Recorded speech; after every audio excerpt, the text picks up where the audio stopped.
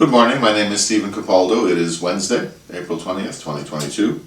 Thank you for watching and listening. This morning I'm going to talk a little bit more about Russia and Ukraine. I'm going to give a different viewpoint, the viewpoint of a pastor who is one of the few who has spoken out, I think, in a realistic way about what's really going on there.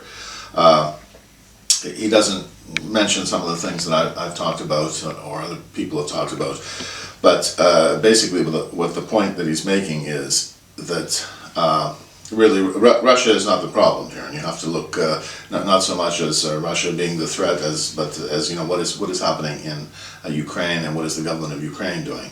And the way it's going there now, I don't know. My guess, I can only give you a guess, is that it might go on for another 2 or 3 weeks before finally there is an end to it, and then some kind of next phase is entered. Maybe some negotiations, I don't know what it would be exactly, but I think the idea that first of all, the idea that the West should be in there, the West has been in there, basically running the government of Ukraine, but the idea that they should be in there fighting or anything it doesn't make any sense. It's an Eastern European conflict, and that's the way it should be handled.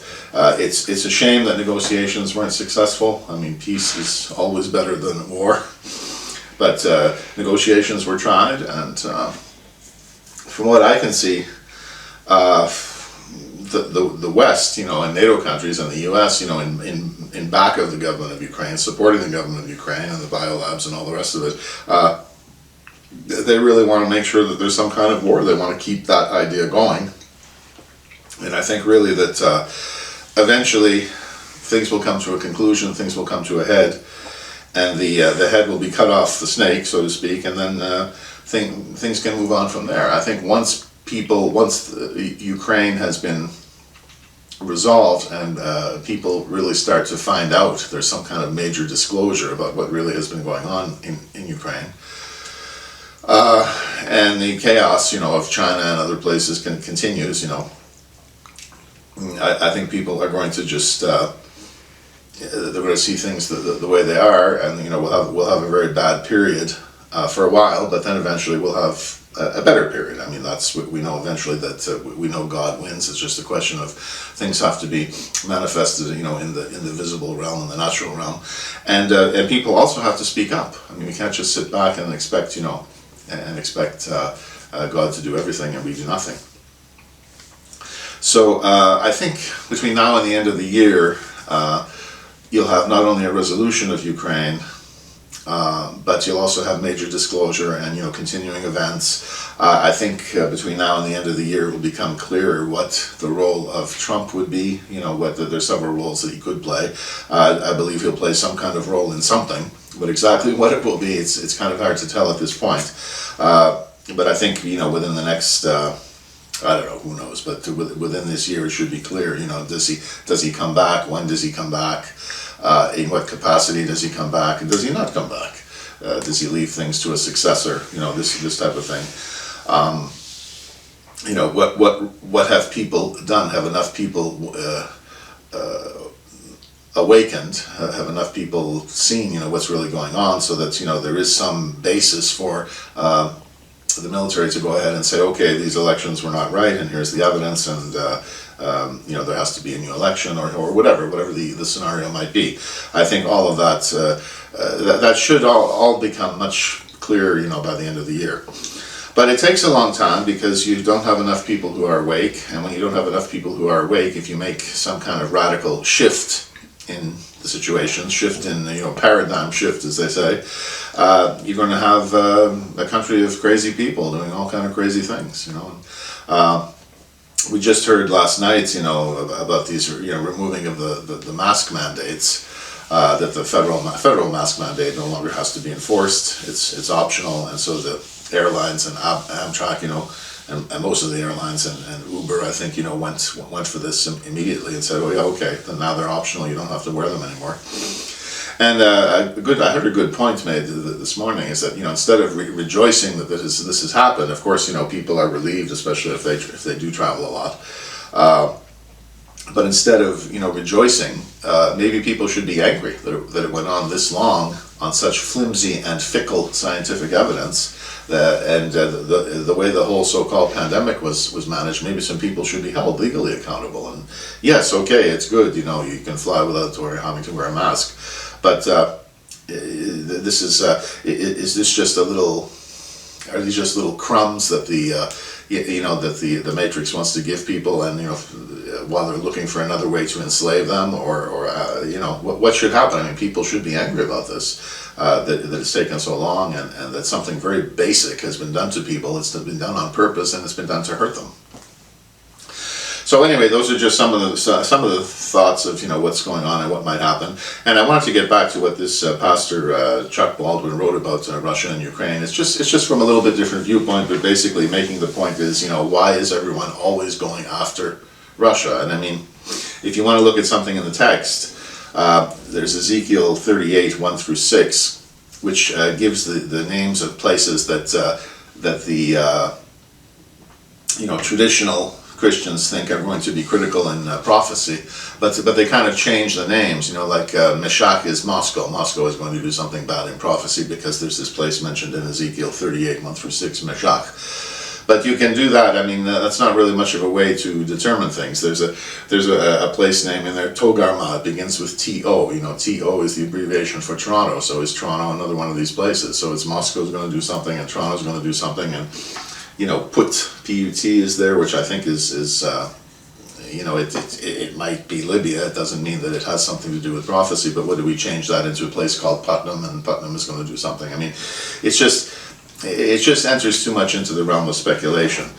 And so I'll just read through what he's written and make some comments on it, but it's just kind of a different way of expressing the same thought, is that everyone is kind of anal about Russia instead of looking beyond Russia and looking at what's really happening in Ukraine, and really the fact that the West has been destroying itself. This is really what's been happening.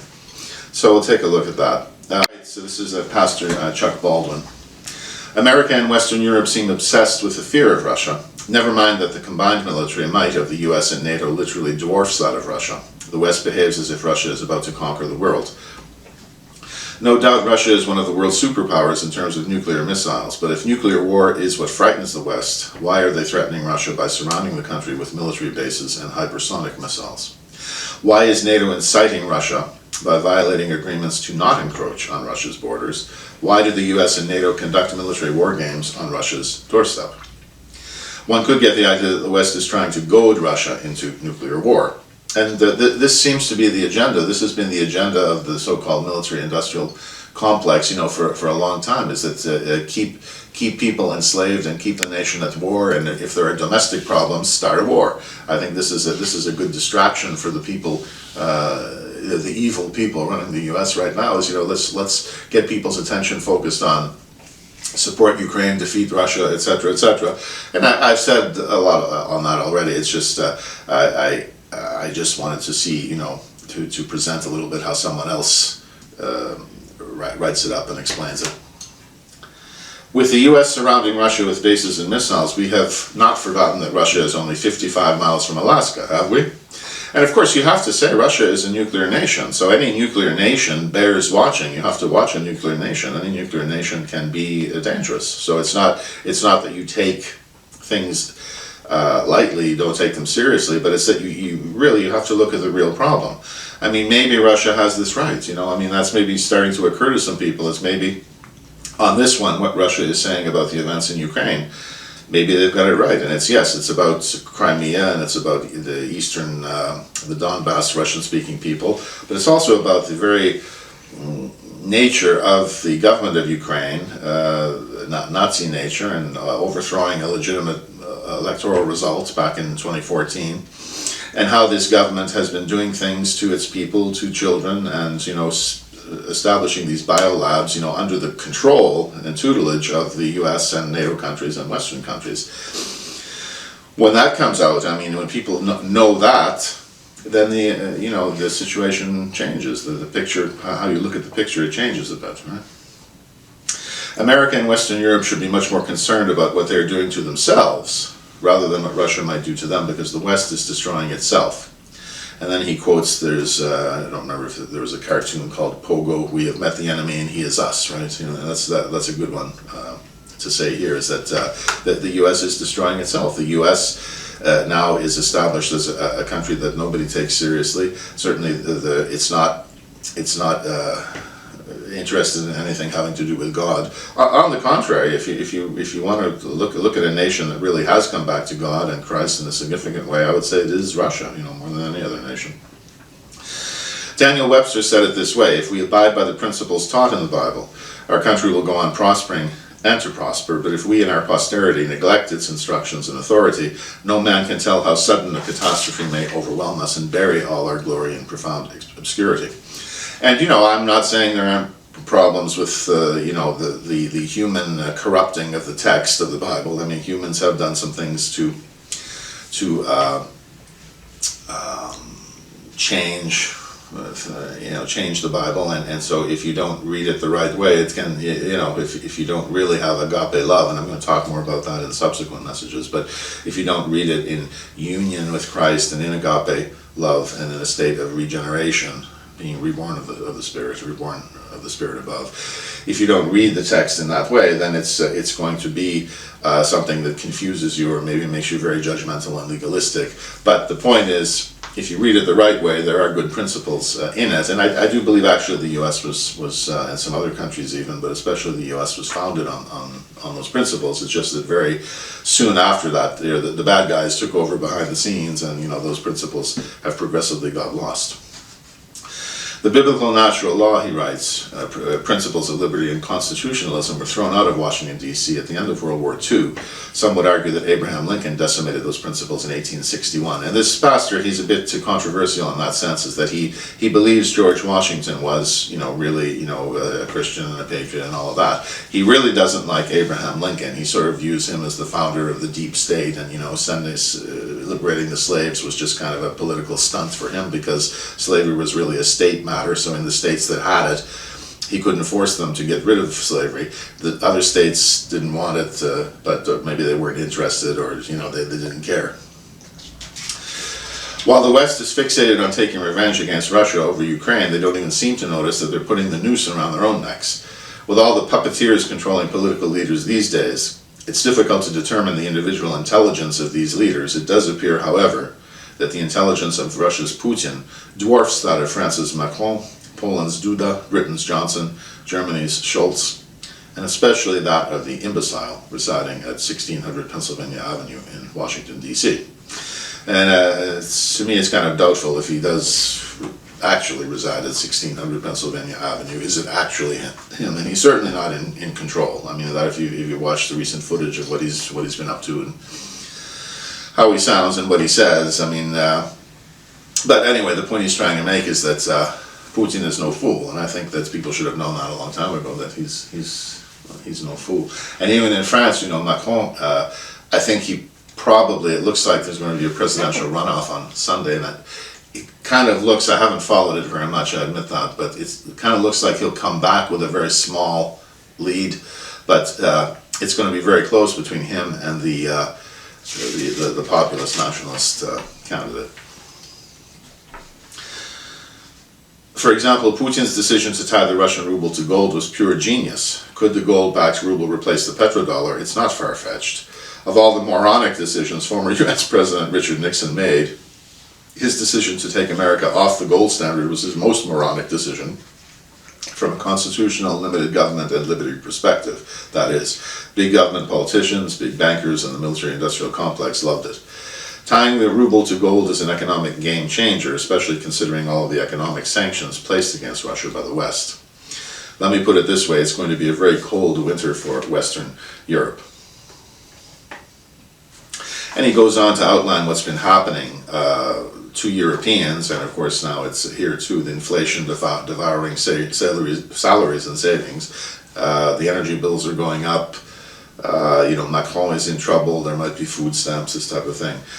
Germany, hyperinflation. BlackRock president, BlackRock and Van something. Those two companies, BlackRock and Van Peel, or I forget the other one, but those are the two huge investment companies that they own it all.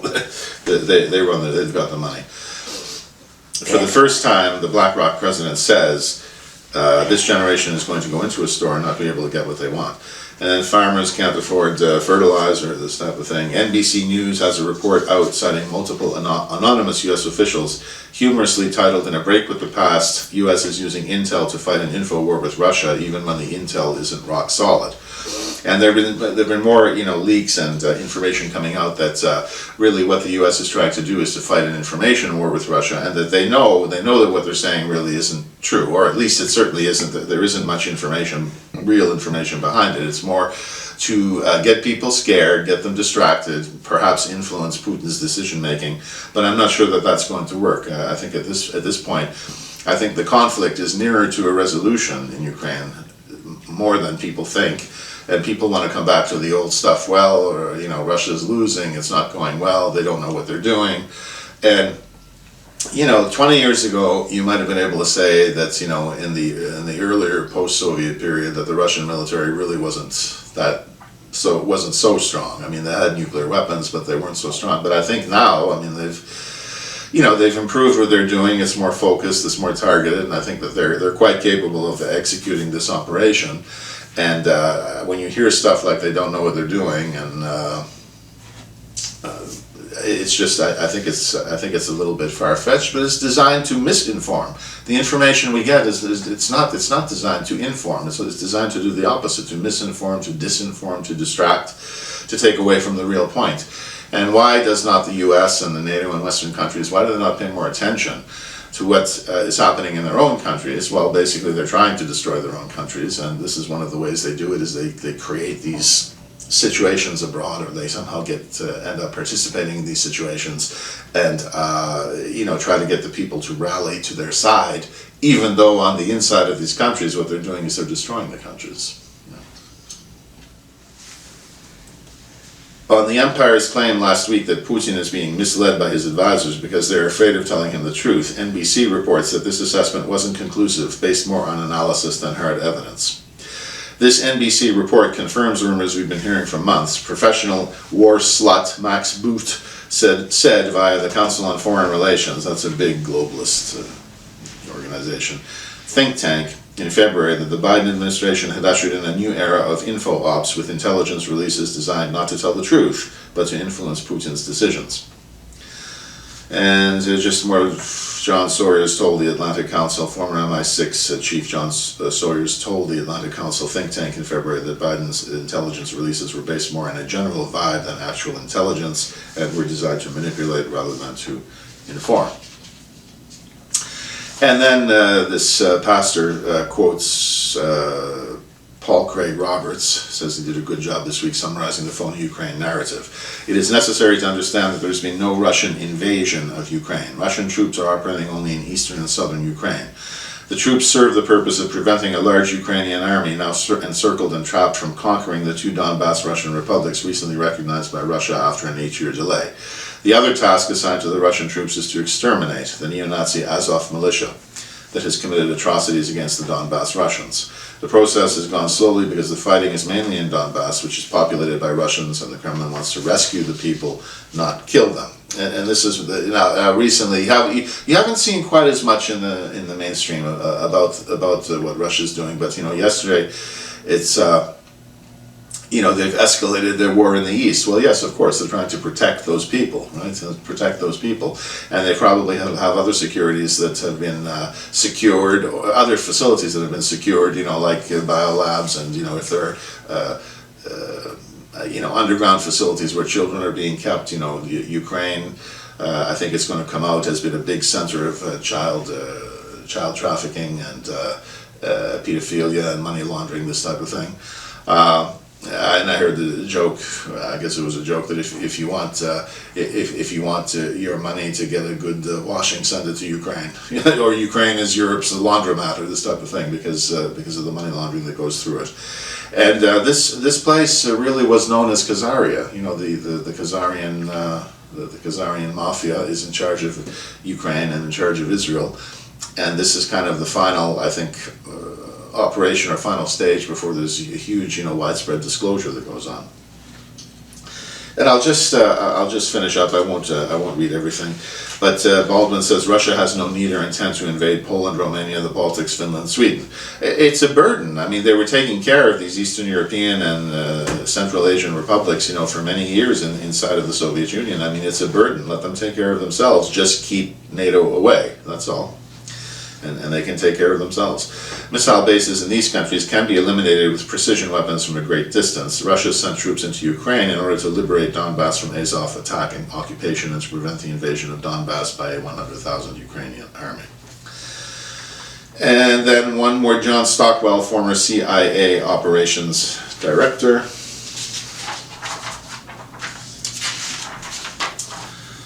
He said there are other functions, however, some of them more legitimate than others. One is to run secret wars. This is what the CIA does. Another thing is to disseminate propaganda to influence people's minds. And this is a major function of the CIA. And unfortunately, of course, it overlaps into the gathering of information. You have contact with a journalist. You will give him true stories. You'll get information from him. You'll also give them false stories. You also work on their human vulnerabilities to recruit them in a classic sense, make them your agent so that you can control what they do, so you don't have to set them up, sort of, by putting one over on them, so you can say, here, plant this one next Tuesday.